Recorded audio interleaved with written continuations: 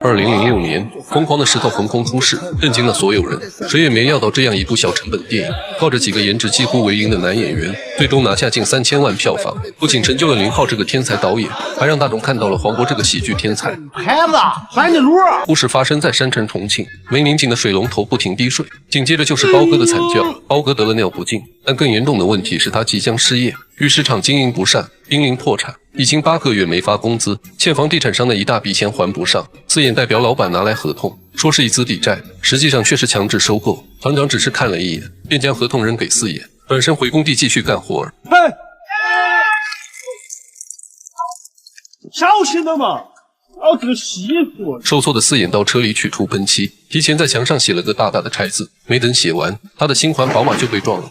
狗日的！撞车的正是包哥。几分钟前，他带着小弟三宝剖开厂里的面包车练手。三宝满脑子都是发财梦，每天都会买一张彩票。包哥却笑他：雷皮子你8次也中不了1次，你还买？这时，收音机里传来新闻：某工艺品厂在改造厕所时，意外发现一块价值连城的翡翠原石。三宝说：“会不会是咱们厂子？”你穷疯了没？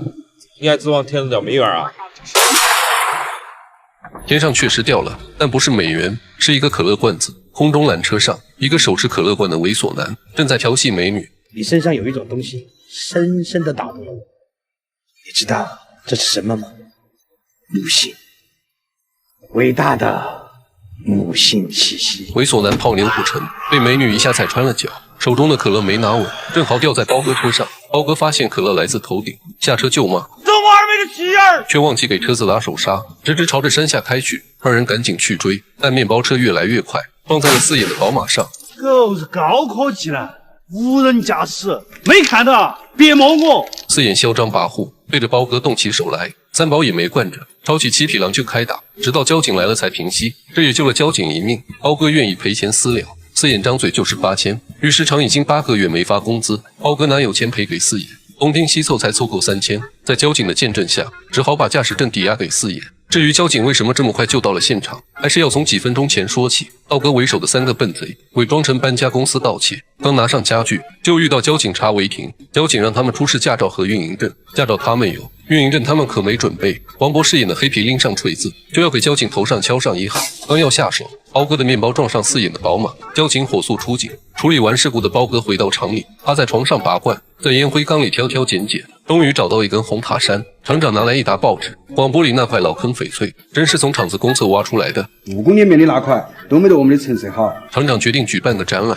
把翡翠卖了，玉石厂就不用抵给开发商。包哥作为厂里唯一上过警校的人，安保任务自然要交给他。我在警校学的是刑侦，你叫我做的是展出看护，这种事情你要找保险公司嘛。心疼几万块的保费，厂长承诺只要做好安保工作，他就把拖欠的5000块工资开给包哥。为了赎回驾驶证，包哥只好答应。炒作，玉皇大帝拉出来的胆结石也值不了1000-8百，装出来个鬼！另一头开发商却火冒三丈，不仅将包哥的驾驶证扔进火堆，还让四眼不惜一切代价搞定合同。老子叫你飞！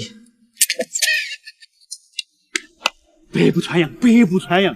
为了让石头消失，四眼光速飞到香港，动金聘请国际大导麦克出山。厂里热火朝天的准备玉石展，地点选在罗汉寺，这里是深城的旅游景区，能省不少宣传费。可包哥却发起牢骚：一个破香堂，门都关不拢。这时，泡妞失败的小谢拖着伤腿回来，谎称出了车祸，向厂长老爹要5000块。5000？有的老是开硬车紧说，多了这点没带。包哥因为安保工作，忙得前列腺炎发作，站在厕所半天，一点尿都出不来，于是走进隔间，想着在私密的环境中再试一次。你跟你爹地讲，你就说你被绑架了，我不相信你的爹地不管你。隔壁的小谢纯纯败家子，这番话被厂长听到，拎起拐杖就是一顿暴打，可把包哥乐坏了。厕所的红外线感应器让包哥有了灵感，